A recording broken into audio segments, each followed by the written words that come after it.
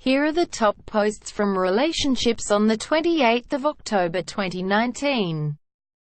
Roommate Probs 720. My 26F roommates, 28F parents, 70s MF, have been living with us for 2 months. Emergency shit. You need to set boundaries. 1. Claim space in the fridge. At least one shelf in a drawer.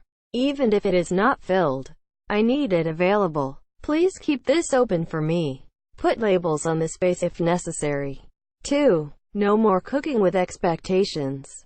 I appreciate your generosity of sharing with me, but I keep meals on my own schedule and do not like to disappoint you. For all of sakes, it would be best if you did not make food for me anymore. 3. Cookware. Items you don't want damaged. Keep them in your room while they are here. It doesn't need to be a discussion. Reseason the cast iron when they're gone. 4. Living room. Dates. Give them a heads up beforehand.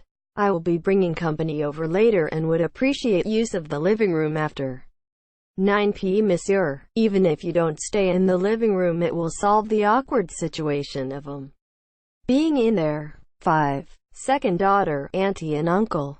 A fake auntie and uncle are familiar terms of respect. It's not like the Western terms calling them that would still be respectful. But it's also signifying that they're closer than strangers. You should not expect to think about them as parents or obey them as parents. You also don't need to call them that if you don't want to. 6.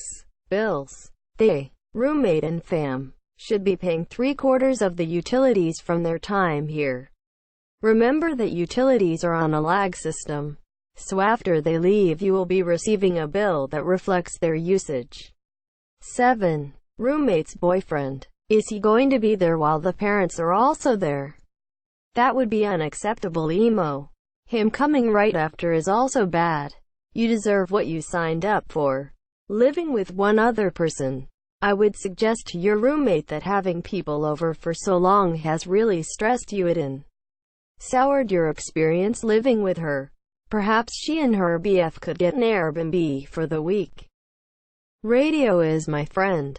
You could lose your lease, and to me that is a much bigger problem, Monsieur. She should have never let them move in. She needs to tell them they need to look for their own place, as that apartment isn't big enough for everyone to have their privacy, or she needs to move out and find a place with the Monsieur. Cheesy Marie. Yeah, this is 100% unacceptable. You signed up to live with one roommate, not a roommate plus her family. This is also probably in violation of your lease agreement. Most places do not want guests staying for an extended amount of time, and having family visit for 2 months is ridiculous. Your roommate should get her own place if she wants to host guests for that long. That's Kanye's Fern. My 35F dad, 74 meters, just told me my former schoolmates are my half-siblings, 35F, 35 meters. More Merced. I'm aware of situations where unknown half-siblings, their father had 2 simultaneous families, have met as adults and become close. And I personally have a half-brother from after my parents divorced. I've never met, and we have no interest in meeting each other. You have nothing to lose by contacting them. Just be aware they may not be interested in communicating. It's likely their mother will also not be a fan of yours because your father left her to stay with your mother. Assuming you trust the information from your aunt, you might as well reach out to the Monsieur. You should probably also mention it to your siblings first. Lemon stealing for fun. Reach out. As adults, they could have been searching their whole lives for their birth father while your father is still around. Let them know so they could have their peace with him, Monsieur. It won't be easy, but personally I'd feel guilty of robbing them of that opportunity. QMA.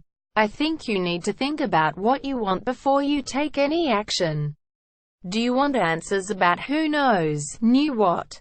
Do you want a relationship with your half-siblings?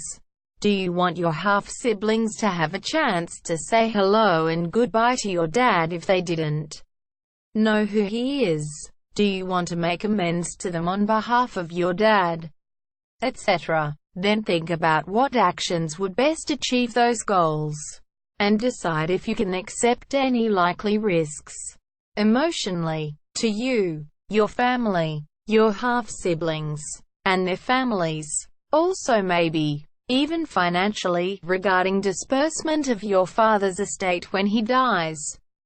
Maybe a session or two with a counselor would be a good idea, to help organize your thoughts and process your feelings. If you decide you want to contact your half-siblings, or if you're not sure, maybe you could see if they're on one of those genealogy sites. And if so, do what you need to do to match with them that way. Otherwise, maybe send them one message along the lines of how you recently learned you may share a biological father, giving them a few details and sharing your contact information while offering whatever level of contact you're comfortable with. If you have any questions, if you want to exchange messages, if you want to meet up, or not sharing contact information if you basically want to say just in case you didn't know, but you aren't interested in getting to know the monsieur. I ate a throwaway 63,838. I, 24M, have been housing my friend's 24M pregnant wife, 24F. Purple Pringle. You've been a safe space to her, and it's been her own personal choice to stay with you. You're being a good friend to her by providing a safe haven, and I don't think there's anything wrong with that, especially as you're just good friends. As far as I see it, you're not interfering with his marriage. He's the one who made the decision to kick her out and damage their relationship. That's not interfering. That's being a good friend to Emily. You're not keeping him from his child. That's again his wife's decision between the two of them. It's her choice to distance herself from the toxicity. Sure, you might have thrown him off kilter by pretending you didn't know what Emily was up to and then snap at him that she's been staying with you. But what's done is done. I'd ask Emily what direction she wants to go next as far as her arrangements and support her with whatever that looks like next. I'm sure she's in a full wind of emotions too. Fans. How is this guy a friend? He sounds horrible. Purple Girl 1511. Telling him she was at your house was a bad move, and you need to let her know you did that. You don't want him showing up at your house drunk with a gun. Also, why are you still friends with this guy? Emily needs to get into therapy ASAP so she can figure out how to move on without this deadweight. 123 Pray. My 30F x 30 meters is jealous that me and my son are spending time with my boyfriend as a family. Gracie 11111. Ignore what your ex says, but slow down on being a family since you just started dating this guy a few months ago. You don't want your kid to get too attached yet in case things go south.